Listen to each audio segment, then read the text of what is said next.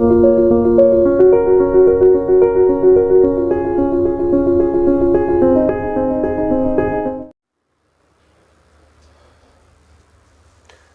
हिंद।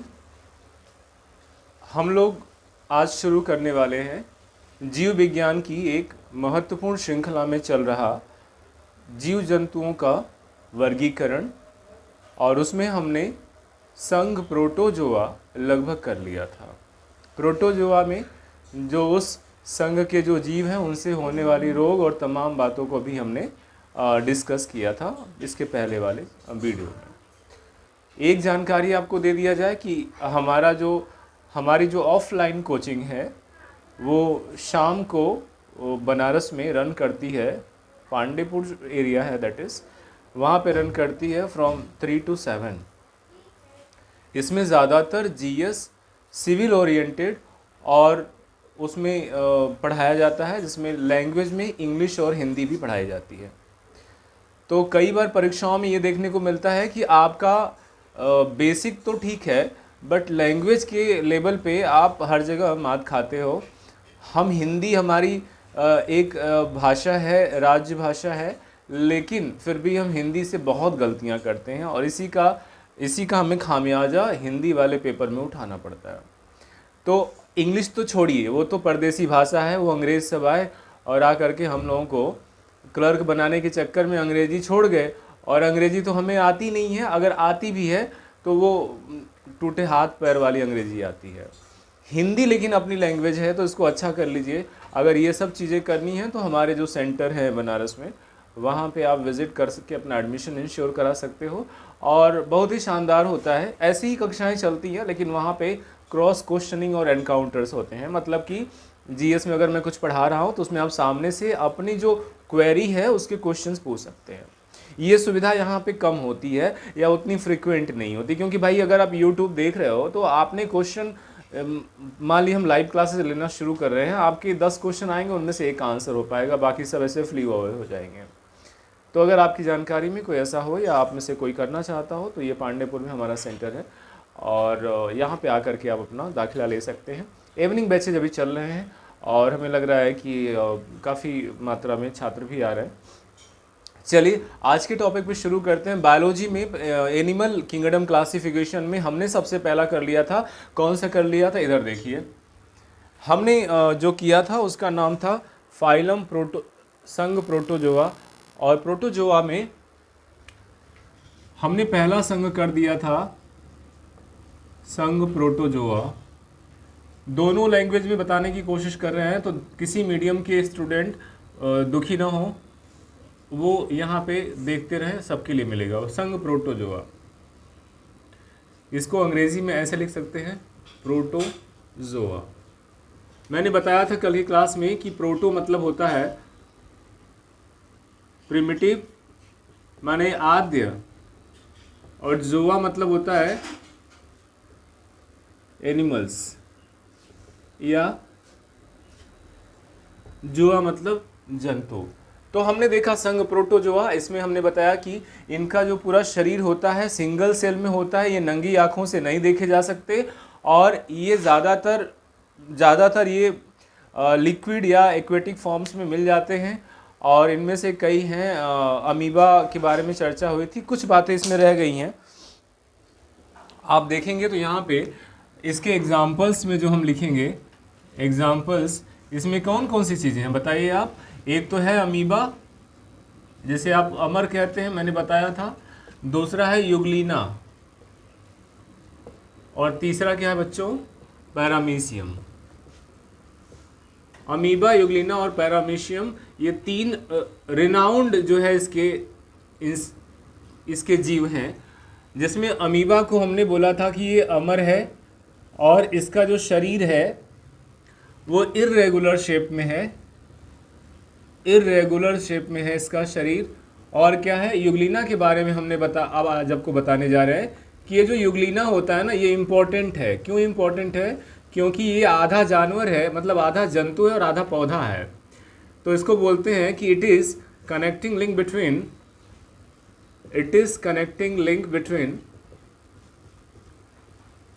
किसके किसके बीच में है बताएं आप, plant and animal, plant and animal यानी यह जंतु और पौधे पादप और जंतु के बीच की कड़ी है। पादप और जंतु के बीच की क्या है?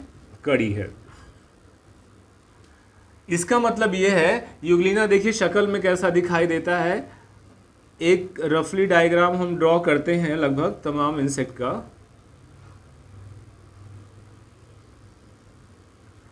कमोवेश मोर और लेस ऐसे ही दिखता है यूग्लिना। यूग्लिना की बनावट ऐसे ही है लगभग, और इस तरह से यूग्लिना दिखाई देता है।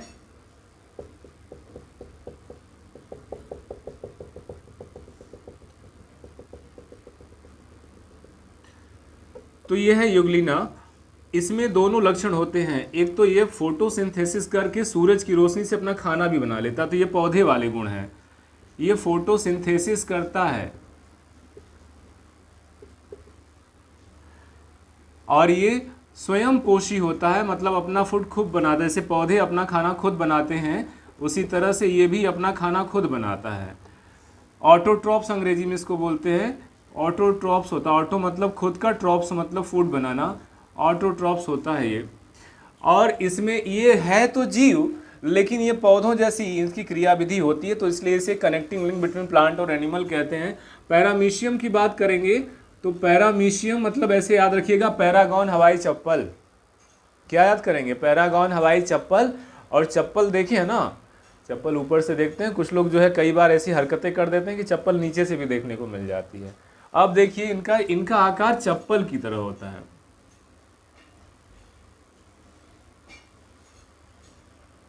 ये है पैरामीशियम। चप्पल के तलवे जैसा दिखाई देता है। मेरी कॉमेडी में भी ये इसमें आपको क्वेश्चंस मिल जाएंगे, इसलिए मेरी कॉमेडी को वैसे मत लीजिएगा कि केवल टाइम पास है, ठीक है। और इसमें एक चीज़ अच्छी है कि इसके चारों ओर ऐसे बाल जैसी संरचनाएं दिखाई देती हैं पैरामीशियम में, और इसीलिए ये जो पैरामीशियम है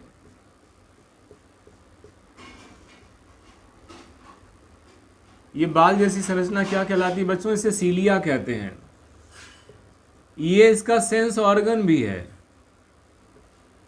सेंस ऑर्गन है, इससे ये पता करता है कि कौन सा इसका शिकार इसके आसपास मंडरा रहा है। जैसे हम तो देख के, छू के, सूंघ के पता करते हैं, ये अपने सीलिया के द्वारा ये काम करता है, और साथ ही में इसके द्वारा ये मूवमेंट भी करता है, चलता भी है। और ज़्यादातर एक्वेटिक होता है, जलीय होता है। तो इस भाई साहब का नाम क्या है? पैरामीशियम, ठीक है। इनका नाम पैरामीशियम है। बहुत ही बिंदी उंदी लगा के आते हैं, बहुत ही खूबसूरत दिखते हैं ये। और ये जो सारे तीनों जंतु हैं ये किस में पाए जाते हैं बच्चों? ये इनके लक्षण है संघ प्रोटोजोआ के, यानी फाइलम प्रोटोजोआ। ये अमीबा महाराज हैं जो जिन्हें हमने कल अमर कहा था। खुश हो गए होंगे कि इनको मैंने अमर बोल दिया, ठीक है। ये अमीबा है। अमीबा ये इसके कई लोग रोग भी करते हैं, ये हमने लास्ट वाले क्लास में कर लिया था। तो आप इसका स्क्रीनशॉट ले लीजिएगा और घर पे बनाइएगा, जिसको बनाने का मन होगा, अदरवाइज फैक्ट फाइल जरूर रटिएगा। तो ये हमने कर दिया फाइलम प्रोटोजोआ। आप इसका स्क्रीनशॉट ले लीजिए एक सेकंड में। चलिए प्रोटोजोआ के बाद, अच्छा मैंने बताया था कि इनमें जो भोजन लेने की क्रिया है, ये जो भोजन लेते हैं फूडिंग, ये फूडिंग कैसे लेते हैं, जो भोजन का अंतर्ग्रहण है अंदर कैसे लेते हैं, तो ये लेते हैं बाय प्रोसेस ऑफ विसरण की क्रिया के द्वारा, जिसे आप डिफ्यूजन कहते हैं। ऐसे इनके पास मुंह तो होता नहीं है। हमारे आपके पास मुंह है, बड़ा सा मुंह खोलते हैं और कुछ भी खा जाते हैं, मतलब जो खाने वाली है। और उसमें 32 दांत होते हैं जो 2 जोड़े में पाए जाते हैं। 16 उसका दंत सूत्र 21-23/21-23 है। इनके पास ये मुख जैसी संरचना नहीं होती है, तो ये क्या करते हैं, ये विसरण की प्रोसेस के द्वारा रहते हैं। मतलब अगर आप देखिए कैसे ये खाना खाते हैं कि कोई भी बाहरी मटेरियल है वो वाटर के फॉर्म में किसी रूप में आया और ये डिफ्यूज होकर के अंदर आ गया। इसमें ये अपने हिसाब से एनर्जी सक कर लिए। एनर्जी सक करने के बाद और फिर ये किनारों पर जो है ये छोड़ दिए जाते हैं, और किनारों पर से ये क्या करते हैं, बाहर भी निकल जाते हैं इसी प्रोसेस के द्वारा।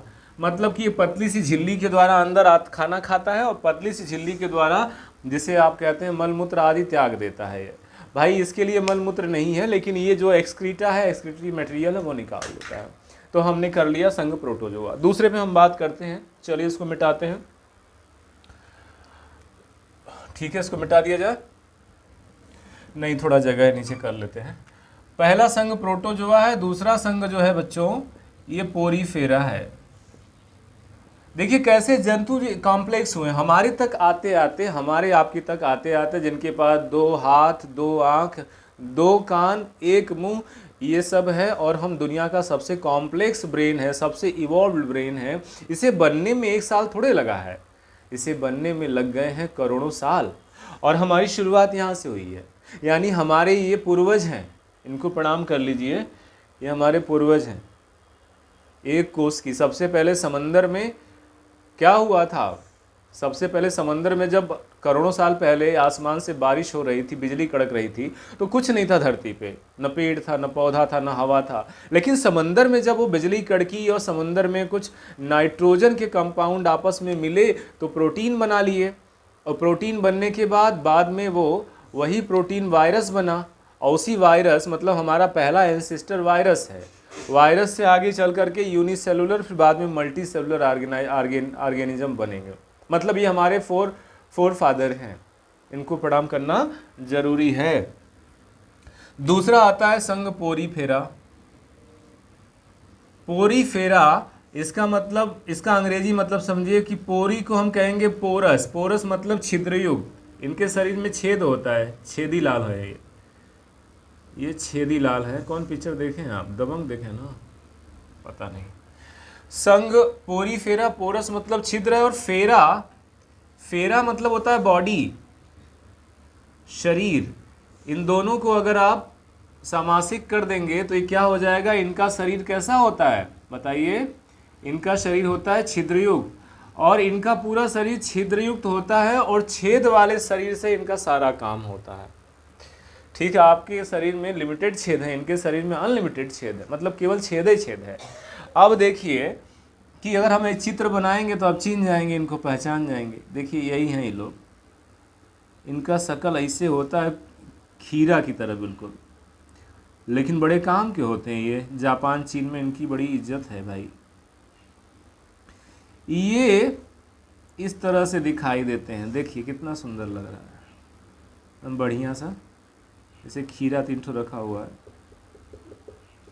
खीरा खाते हैं ना आप लोग, गर्मी में खाया करिए, नहीं तो जल, शरीर में जल की कमी हो जाती है। और खीरा में जो है लगभग 95% वाटर होता है। ठीक है, इन्हें स्पंज कह देंगे। तो इनके उदाहरण क्या हैं, इनके उदाहरण हैं स्पंज, स्पंजा हो गया, तो स्पंज, साइकॉन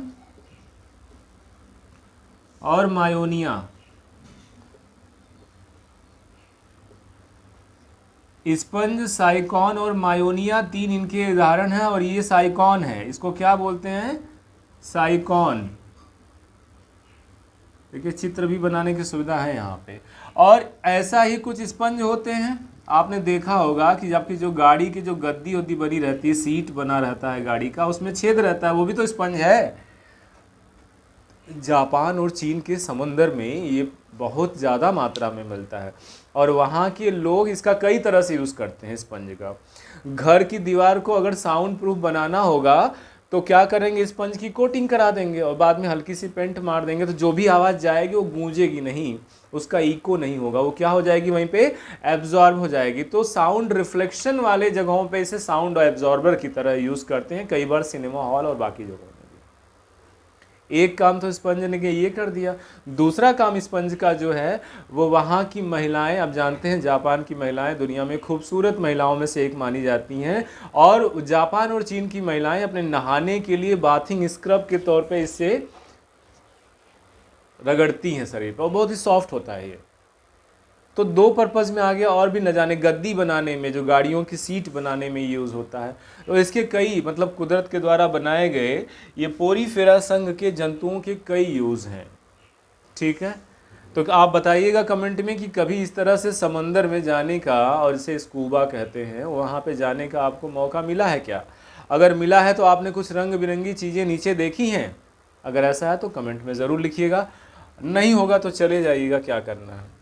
ठीक है, तो इस तरह से आपने इसको कॉपी कर लिया, कॉपी कर लीजिए, इसका स्क्रीनशॉट ले लीजिएगा।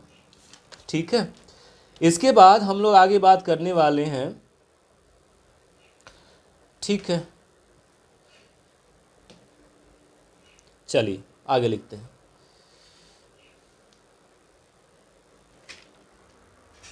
इनके जो लक्षण की बात करेंगे ना, तो इनका जो शरीर है, शरीर छिद्रयुक्त होता है और बहुकोशिकीय शरीर होता है। जैसे इसमें सिंगल सेल था, इसमें मल्टी सेलुलर होता है। इनका शरीर कैसा होता है बच्चों? बहुकोशिकीय शरीर होता है। इसको इधर कर दें, बहुकोशिकीय शरीर होता है, और ये ज़्यादातर समुद्री होते हैं। मोस्टली दे आर मेराइन, खारे पानी में रहते हैं, समुद्री नहीं बोलेंगे तो खारे पानी में रहते हैं, जिस पानी में नमक की मात्रा ज़्यादा पाई जाती है। जैसे समंदर हो गया, इसके बाद बे हो गया, गल्फ हो गया, यहाँ पे पाए जाते हैं। ठीक है, और इनमें कोई स्पेशलाइज्ड बॉडी आर्गन नहीं होता है उस तरह से। ये जो छिद्र होते हैं, इन्हीं छिद्रों में से जल प्रवेश करता है, इसी में से अपना ये शिकार पकड़ लेते हैं और अपना भोजन करके खाली हो जाते हैं। तो उम्मीद करते हैं कि आपने ये इमेज बना लिया होगा। इसके एग्जाम्पल से एग्ज़ाम में पूछता है। इसे मिटा दिया जाए, चलिए मिटाते हैं इसको। तो हमने कर लिया संघ प्रोटोजोआ, पोरीफेरा। अब हम लोग अगले संघ पे बात करने वाले हैं। अगला संघ आपका कौन सा है? सिलेंट्रेटा है ना, तीसरा संघ है सिलेंट्रेटा, और इसके बारे में बात करते हैं।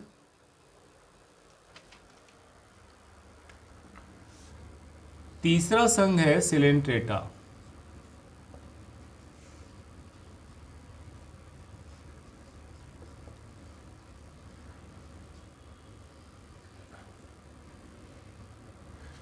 ठीक है, इनका कैरेक्टर बताइए। इनका जो शरीर होता है ये द्विस्तरीय होता है। द्विस्तर मतलब दो लेयर होती है, द्विस्तरीय होता है, जिसे अंग्रेजी में कहते हैं डिप्लोब्लास्टिक। ठीक है, इनका शरीर द्विस्तरीय होता है, और इसमें इस संघ के जंतुओं में मुख के पास धागे जैसी संरचनाएं होती हैं। धागे जैसी संरचना मुंह के पास लटकेगी, जैसे कि ऑक्टोपस के पास धागे जैसी संरचनाएं होती हैं। मुख के पास धागे जैसी संरचनाएं पाई जाती हैं, पूरा लिख देते हैं। ठीक है, अब इनका चित्र देखिएगा। उदाहरण क्या है इनका? अच्छा, ये भी जलीय होते हैं, मोस्टली दे आर एक्वेटिक। ये अधिकांशतः कैसे होते हैं बच्चों? ये अधिकांशतः जलीय होते हैं।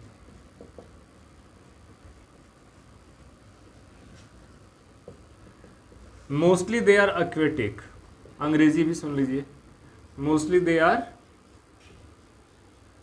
एक्वेटिक। इस संघ के जंतुओं का चित्र देखिए। उदाहरण में क्या क्या लिखेंगे इनके एग्जाम्पल में? देयर एग्जाम्पल्स आर, हाइड्रा इसका सबसे इंपॉर्टेंट है। एक तो आप कर देंगे हाइड्रा। हाइड्रा भी कैसे दिखता है? ऐसे ही तो है ना। यहीं से एक इसका बड निकलता है, बडी, बट। ठीक है, ये हाइड्रा महोदय है, इनसे थोड़ा बच के रहिएगा।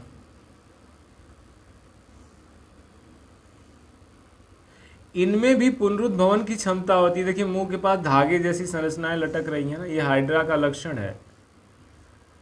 एक चीज है इसका कि अगर आपने कहीं से काटा इनको चाकू से, अगर आपने यहाँ से कट कर दिया या यहाँ से कट कर दिया तो ये क्या हो जाएंगे, नया शरीर बना लेंगे, जैसे छिपकली की पूंछ। ठीक है। इनमें पुनरुद्भवन की क्षमता होता है, रीजनरेशन पावर।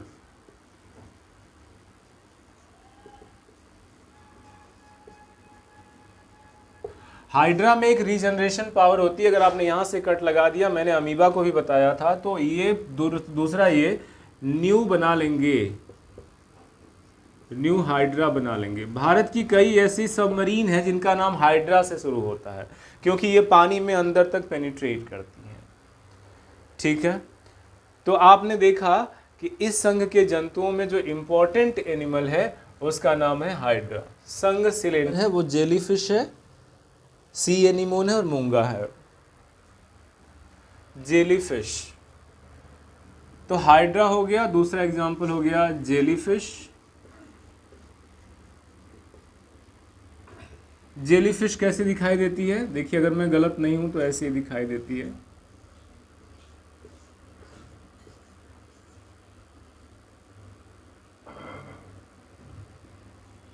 तीसरा है मूंगा, जिसे आप कोरल कहते हैं। यहां से क्वेश्चन न जाने कितनी बार एग्जाम से पूछा, इसलिए इंपॉर्टेंट है, इसे जरूर पढ़िएगा। मूंगा कैसे इंपॉर्टेंट है, आपने देखा होगा कुछ लोग अंगूठी में पत्थर पहनते हैं। वो जो पत्थर होता है, पत्थर नहीं होता है वो। अगर मूंगा सही है तो वो किसी एनिमल का सिक्रीशन है, सिलिंट्रेटा संघ के जंतु का वो सिक्रीशन है। वो मरेगा तभी वो कैल्शियम कार्बोनेट में बदल जाएगा, इसे मूंगा कहते हैं। ये इतनी ज़्यादा संख्या में कई बार सिक्रीट करते हैं कि वहाँ पूरा पहाड़ बन जाता है। भारत के नक्शे में अगर आप यहाँ देखेंगे तो आपने ये देखा होगा ना कि ये वाला जो इलाका है यहाँ पे, इसे क्या बोलते हैं, कौन सा भारत का सेंट्रल टेरिटरी, यहाँ पे लक्षद्वीप है ना। तो ये जो लक्षद्वीप है ना, ये मूंगे से बना हुआ है और ये मूंगा की इसमें चट्टानें हैं। और संघ किसका है, सिलेंट्रेटा का। ये एनिमल से मरे हुए और सिक्रीशन से बनता है। इसके बाद एक और है कॉन्टिनेंट, जिसे आप ऑस्ट्रेलिया कहते हैं, ओशिनिया भी कहते हैं कुछ लोग ऑस्ट्रेलिया को। ऑस्ट्रेलिया में बड़ा गर्मी पड़ता है, हमारे यहाँ तो अभी पड़ रहा है ना, यहाँ पे हमेशा ऐसी गर्मी पड़ता है। और इतनी गर्मी में इसीलिए इसे मरुस्थल की धरती कहते हैं। सब कुछ पूरा का पूरा रेत ही रेत है, यानी इधर वाले इलाके में तो केवल ऑस्ट्रेलिया में केवल रेत है, मरुस्थल है। लेकिन ऑस्ट्रेलिया के बगल में यहाँ पे पाया जाता है द ग्रेट कोरल रीफ्स। यहाँ पे दुनिया का सबसे बड़ा लार्जेस्ट क्या पाया जाता है, कोरल रीफ्स, यही है सब। ऑस्ट्रेलिया के बगल में क्वींसलैंड प्रांत है, इधर इसके इधर में प्रशांत महासागर में मूंगे की चट्टान यहाँ भी पाई जाती है। इससे आपको अंदाज़ा लगा होगा कि ये जो मूंगा है देखने में छोटा है, लेकिन इतना खूबसूरत है पानी के अंदर, कोई नीला, कोई लाल, कोई हरा, कोई पिंकी कलर का। और आप जब स्कूबा डाइव करने जाते हैं तो ऐसे लगता है कि नीचे किसी ने क्या रखा हुआ है, वो रखा हुआ है फूलों का गुलदस्ता समंदर के अंदर। And these are the corals, और ये मूंगे हैं। They looking elegant, awesome and beautiful. और इसी चक्कर में लोग स्कूबा डाइव करने जाते हैं। और ऑस्ट्रेलिया के नीचे तो पूरा का पूरा इलाका इतना खूबसूरत बगीचे जैसा है समंदर के नीचे। And these are the corals. Corals हम अंगूठी में पहनते हैं, यहाँ से भी सवाल आता है। कोरल से निकलता क्या है, कैल्शियम कार्बोनेट निकलता है। और क्या है, कोरल एक चीज़ और है कि अब ये लोग धीरे धीरे कम हो रहे हैं, ये चिंता का विषय है। कोरल क्यों कम हो रहे हैं उसके बारे में समझिएगा। अब चूंकि इस टॉपिक को हमने यहाँ से एंगल दिया जो आपके कॉमन एंट्रेंस एग्जामिनेशन में पूछता है। प्रवाल भित्ति से बोलते हैं जो ऑस्ट्रेलिया के बगल में है। इसे इंग्लिश में बोलते हैं ग्रेट बैरियर रीफ। क्या बोलते हैं, ग्रेट बैरियर रीफ। और इसे महान प्रवाल भित्ति बोलते हैं, महान प्रवाल भित्ति। और एक चीज ध्यान दीजिएगा, अब ये बर्बाद हो रहा है, हम मानव की हरकतों के कारण अब ये क्या हो रहा है, इसका अपक्षय हो रहा है, डिग्रेड हो रहा है। हम मनुष्यों ने कुदरत को काफ़ी हद तक छेड़ दिया है, लेकिन रिटर्न भी वो देना शुरू कर दिया है। अपक्षय होता है और ये समाप्त हो रहे हैं, ये तो बहुत चिंता की बात है यार। और ये बायोडाइवर्सिटी है, कुदरत के नीचे अनमोल खजाना बायोडाइवर्सिटी। और ये बायोडाइवर्सिटी हम खुद अपने हाथों से ख़त्म कर रहे हैं। इसका कारण क्या है? इसका कारण है सी वाटर का टेम्परेचर बढ़ना। और उसमें हम कहाँ से जिम्मेदार हैं? हम जिम्मेदार हैं बाय ग्लोबल वार्मिंग।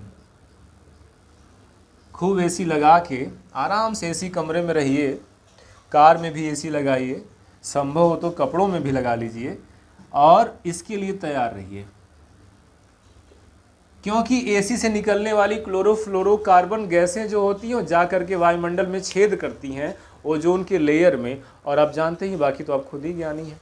तो ये जो ग्रेट कोरल रीफ्स है ऑस्ट्रेलिया के थोड़ा सा ईस्ट में और ईस्टर्न पैसिफिक ओशन में, और ये लाखों किलोमीटर स्क्वायर में ये समंदर के नीचे आलीशान सुंदर बगीचा, हम मानव की हरकतों के कारण इसमें ब्लीचिंग हो रही है। मतलब ये धीरे धीरे टूट रहे हैं। अगर ये टूटेंगे तो आप समझिएगा कि समंदर की मेन ताकत खत्म हो रही है। हमें कोशिश करना चाहिए कि इन चीज़ों पे हम ज़्यादा से ज़्यादा इनको प्रभावित ना करें। और इनको बचाने के लिए हम क्या कर सकते हैं? तो ऑस्ट्रेलिया सरकार ने वहाँ पर लोगों की आवाजाही कम कर दी है। समंदर के अंदर जो लोग ये चश्मा लगा के घुस जाते हैं और मछलियों के साथ फ़ोटो खिंचवाते हैं और कई बार खा भी लिए जाते हैं मछलियों से, तो यहाँ पे इसके कारण इसमें ब्लीचिंग हो रही है कोरल में। And these all belongs to the phylum Coelenterata. उम्मीद करते हैं कि आपको मज़ा भी आ रहा होगा, साथ में आपका इन्फॉर्मेशन बैंक भी बढ़ रहा होगा। अगर ऐसा है तो बिना संकोच के एकदम बिंदास इस चैनल को भारी मात्रा में सब्सक्राइब करके और विजयी बना दें हमको। आप विजयी बनाएंगे तभी ना हम चमत्कार करेंगे। और ये तो अभी शुरुआत है। प्लेलिस्ट में जा कर के देखिएगा, सारी वीडियो A1 मिलेंगी। मेरे साइड से कोशिश रहती है कि हमारे बच्चे जिस फ्रिक्वेंसी में पकड़ पाए, कठिन से कठिन टॉपिक को अपने देसी भाषा में पकड़ लें, और ज़्यादा दिक्कत हुई तो अंग्रेजी में भी बात होगी भयंकर तरीके से। चलिए, उम्मीद करते हैं कि आपकी तैयारियां ज़ोरों पे चल रही होंगी, अपना ख्याल रख रहे होंगे। फिर मिलते हैं अगले वीडियो में। जीव विज्ञान के प्लेलिस्ट में फिर विजिट करिएगा। तब तक अपना ख्याल रखिए। जय हिंद।